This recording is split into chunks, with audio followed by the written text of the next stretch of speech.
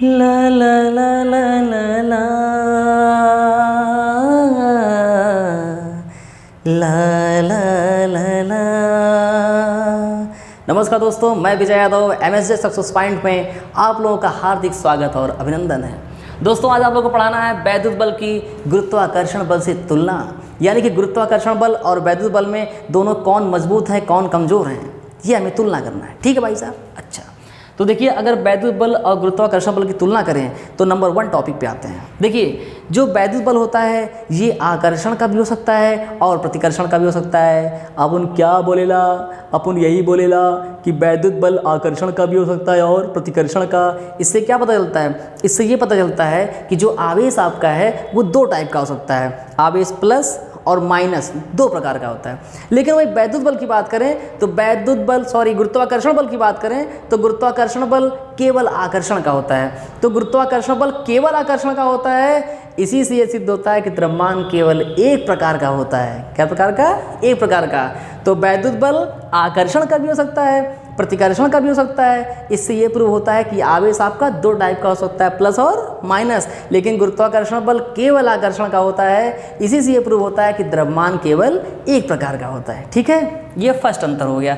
अब सेकंड अंतर की बात करें तो देखिए भाई साहब, जो वैद्युत बल होता है वो 2 आवेशों के बीच के माध्यम पर निर्भर करता है। अब कैसे माध्यम निर्भर करता है? देखिए, अगर एक आवेश यहाँ है Q1, दूसरा आवेश है Q2, ठीक। तो अगर इन 2 आवेशों के बीच में हम कोई परावैद्युत पदार्थ रख दें, क्या रख दें? परावैद्युत पदार्थ। तो बाबू, अगर 2 आवेशों के बीच में कोई परावैद्युत पदार्थ है तो इन 2 आवेशों के बीच कार्य करने वाला जो वैद्युत बल होगा वो कम हो जाता है। क्या हो जाता है? कम हो जाता है। इसीलिए कहते हैं कि जो वैद्युत बल होते हैं वो दोनों आवेशों के बीच के माध्यम पर निर्भर करते हैं।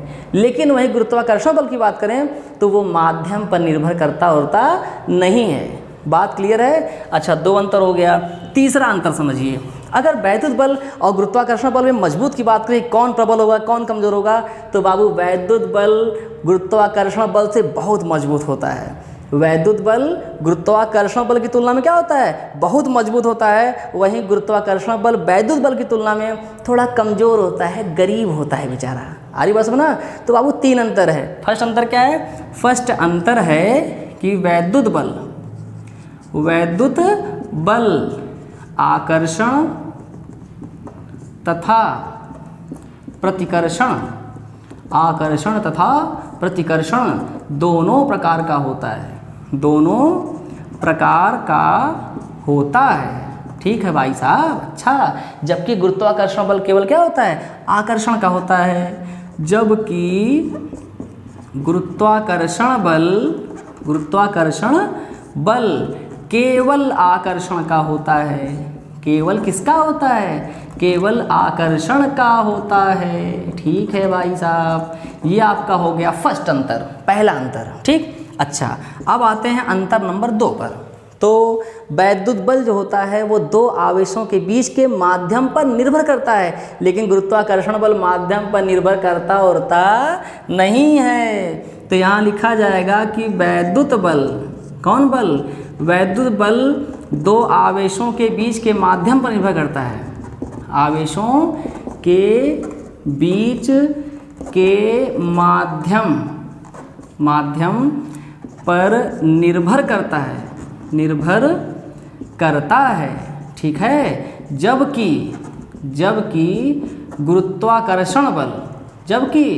गुरुत्वाकर्षण बल भाई साहब माध्यम पे निर्भर नहीं करता है। गुरुत्वाकर्षण बल माध्यम पर निर्भर नहीं करता है। बात एकदम क्लियर हो गई ना। अब आते हैं थर्ड नंबर पर। थर्ड क्या है कि जो वैद्युत बल होता है बहुत मजबूत होता है, गुरुत्वाकर्षण बल क्या होता है? कमज़ोर होता है। तो वैद्युत बल मजबूत है मतलब अमीर है, और गुरुत्वाकर्षण बल कमज़ोर यानी बेचारा गरीब है, बेसहारा है। ठीक है। तो आप यहाँ लिख सकते हैं थर्ड में क्या लिखेंगे?